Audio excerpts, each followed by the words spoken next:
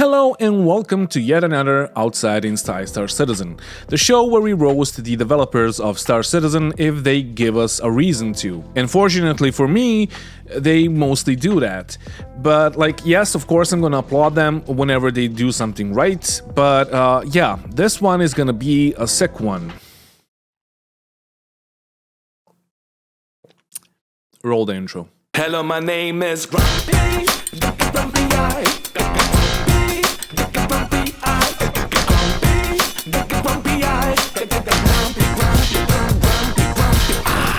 Star Citizen is a globally distributed project. With 5 studios across 4 countries and 2 continents, people from all over the world have come to Cloud Imperium to help make those tandem games we're creating all that they can be. But the Persistent Universe and Squadron 42, with some minor exceptions for Xi'an and Banu, have been a mostly English affair so far. That single language focus is not uncommon during the development of any project. But as we approach the next major milestones for Star Citizen and Squadron 42... Excuse me, what major milestones are we talking about? Server meshing? You need language? I mean, I guess you do. But okay, and yeah, I am actually sick, and I'm we're gonna see if this works out or not. I was thinking of not making this video mostly because the whole episode is just a filler episode, whatever. You shouldn't have released this, but okay, yeah, we're gonna see if you like me when I'm sick, I guess. So let's continue. It's become time to begin the process of expanding our language support to match those of our players and communities around the globe. With that in mind, we'd like to take this episode of Inside Star Citizen and introduce you to one of the newest teams being built here. Now, currently less than 6 months old, let's meet some of the folks working to bring localization support to Star Citizen and Squadron 42. Okay. I'm Yagoda. I am the localization lead at CH. Soy Brice Fajardo, soy especialista en control de calidad de localización y vengo de España. Hola, ¿cómo I'm estás? Jonathan Lowndes, and I am the localization and English dialogue pipeline producer. Hola, mi nombre es María Laura Palestrini, soy especialista en localización para español en CIG. Donc, je m'appelle Yannick Simon-Klein et je suis le spécialiste localisation à CIG à Francfort. Okay. 안녕하세요. 한국어 로컬라이제이션 스페셜리스트 최유진이라고 합니다. Alright. Localization is much more than just translation. We have the full control of... Wait, her name is actually Yagoda? That's... Okay, look, okay. The surname, I'm just gonna... Yeah, if you're ex-Yugoslavian, you would know why I'm smiling. But yeah, we have another ex-U member in CAG, or an inside man, or a woman. All right, I'm cranky, I'm ill, I'm sick. I really don't know what the preferred pronouns are for this person. But yeah, that's always nice to see brothers and sisters there, basically, because yeah, we're all brothers and sisters. Anyway, I'm just gonna cut this short. I watched this already, and they're talking I don't want to waste your time, guys. That's the point. I just watched Noobifier's review of this video, and he did it in 48 seconds. I'm gonna try not to make a half an hour video of this, and yeah, they're basically introducing the team that's getting the scripts from the writers and then translating them, not for voice acting or something anything like that. No, for translations. And yeah, so when somebody's speaking to you in English, there's gonna be a Spanish or a Korean translation, and that's it. So yeah, not very interesting. I mean, kudos to them. They're probably doing their job as good as they can and all of that, but it's just for a player, whatever. Why did you make this ISC? ISC is about happiness and joy and coming together. And no, that's Christmas. Wait, what is ISC about? ISC is about, yeah, getting a hard-on for new ships and new I don't know, patches and what we're gonna have in the new patch and all of that. But Yeah, this ISC is not that. And for the last year, basically, most of the ISCs weren't like that. We had some that were good, but like most of them were not. So yeah, in the end, they talked about Siege of Orison, which was just amazing. And like, why would they talk about Siege of Orison? And let me just roll some of the things that they said that I have like some issues with. The whole point of Siege was to push FPS and healing gameplay, right? Like, and looting and all that. Like, been in the game for several releases, some of it, and like it wasn't being used to its fullest extent. And we thought, well, what better way to use that and actually show players that they, the consequences of being downed. Yeah, seriously, like what better way is there to show the actual state of the game than to just make an event on like a low FPS platform, like, because you're not gonna have the same FPS in space and on Horizon, Orison, whatever. And with all the desync and all of that, like, what better way to showcase the game's capabilities and all of that? Like, for me, Siege of Orison was a complete failure. There are some things that are really good, and I already complimented them. The level design is amazing. It's spot on. It's really good. If it worked like it should have, it would be really good, but it just didn't work and it was really bad. And that is it. So why are we talking about Siege of Orison again? The cool thing about Siege is when we have a big event like this, it gets us a lot of sort of improvements to the game. You know, because of Siege, there was some sort of more of a focus on looking at some of the back-end type performance, and they found issues, and that's unlocked 100 player servers for people. It helped to push towards it. Okay, sorry, it just caught me off guard. So you're saying that we are, like, what are you saying again? That this is, like, the performance is better now because Siege of Orison, like, made it obvious to you that there's desync and all that, and therefore you added more players to diverse because, why again? Okay, let me tell you why you did it.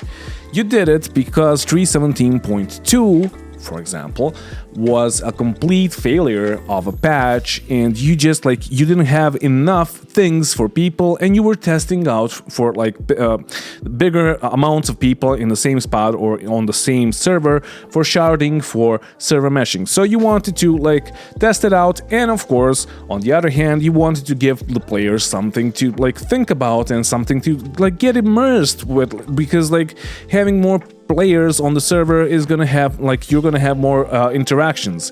But, like, that's the only reason why you did that. But you're saying that somehow something in the back end got fixed, but it didn't. Like, if you guys watch my previous videos, especially on Siege of Orison, you would know, or if you didn't play it, you would know how much of a lag fest it is. And the prioritization of things that, like, players are receiving from other players is just bad, because you can see a guy that's reloading using a med pen, but you can't see him in real time, like, where he is.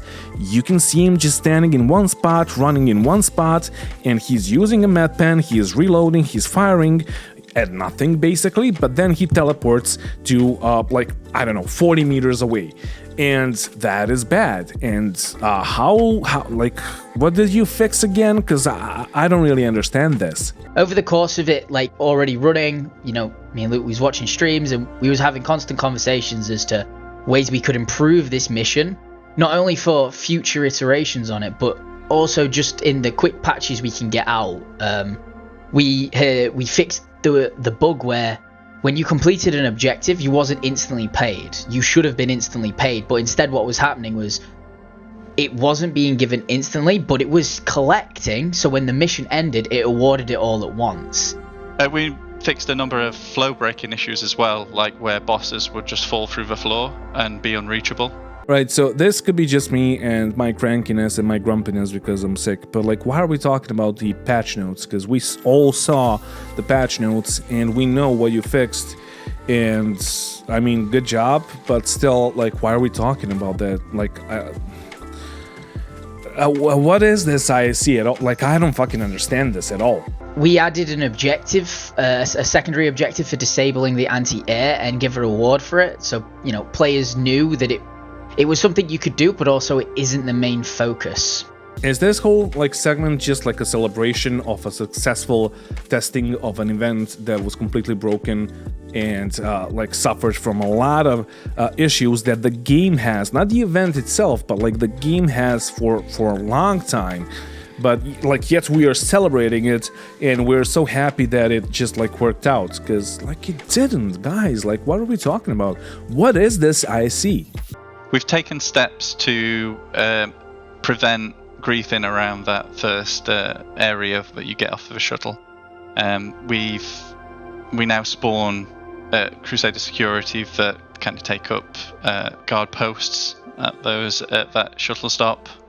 We hope that's enough to kind of ward off the griefers. But it just wasn't enough, and I'm so sad right now that I don't have enough juice in me to like search through my OBS files or recordings so I can find the video. Maybe I even deleted it, I'm not sure.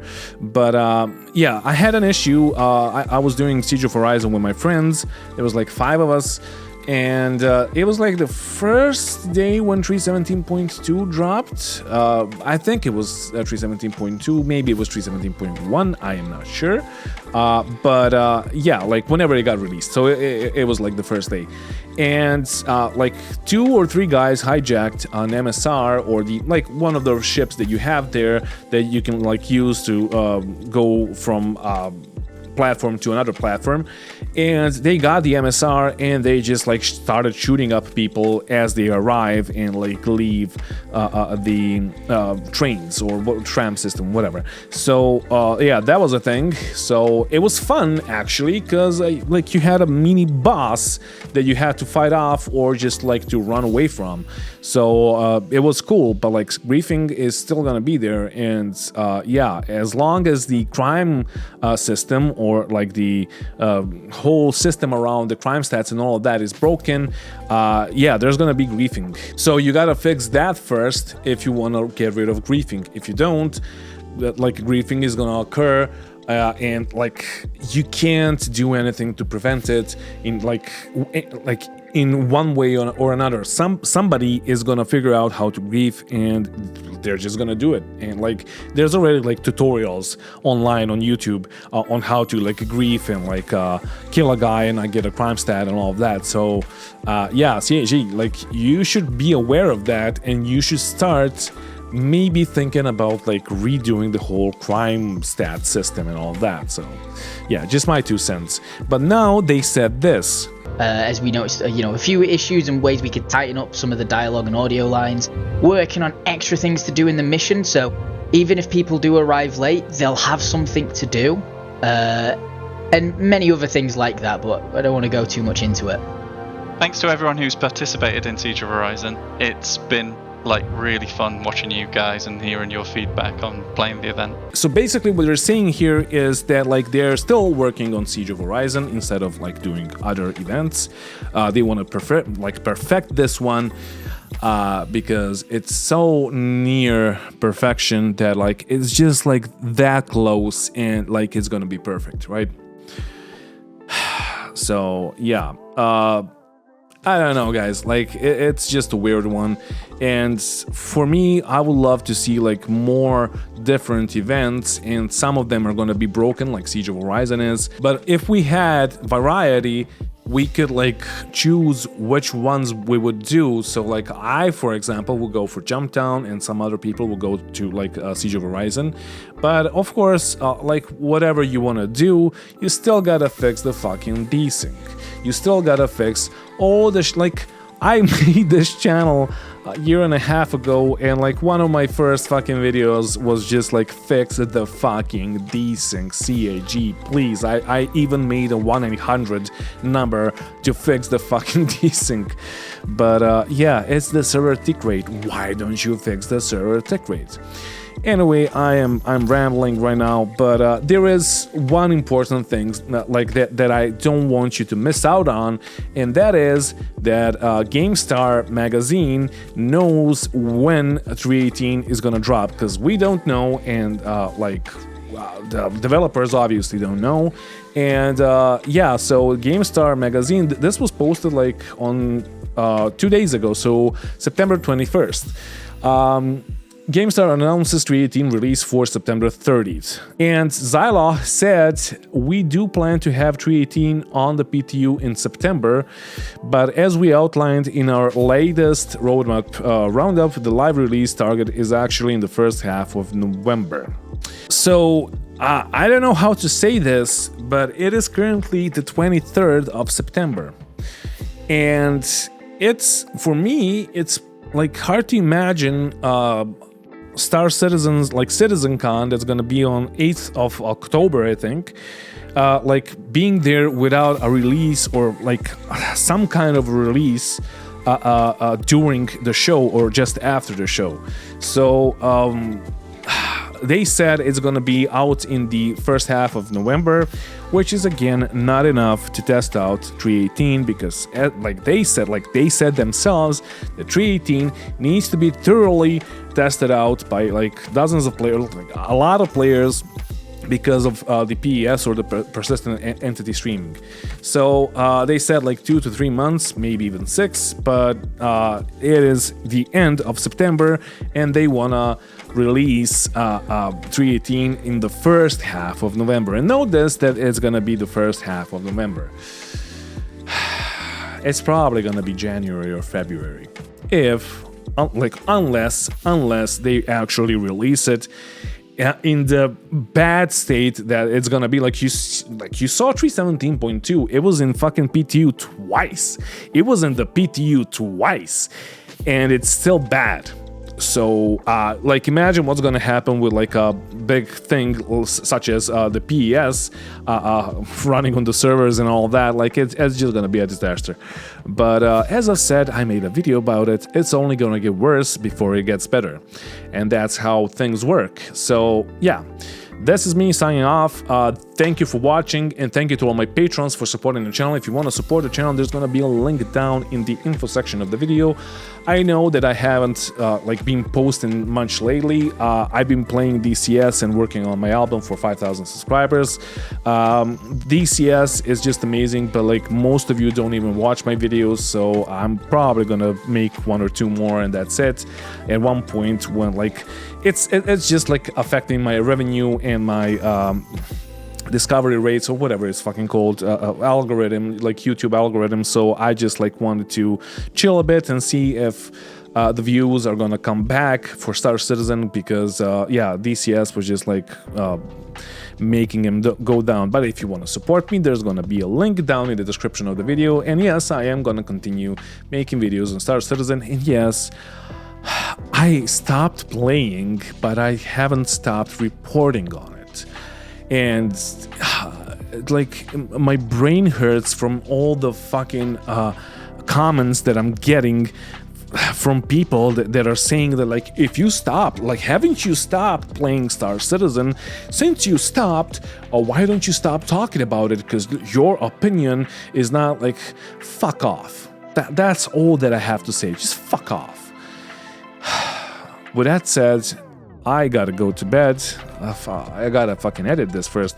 I gotta drink another tea, go to bed, and I'll see you on Sunday, I guess. And yeah, thank you for watching again.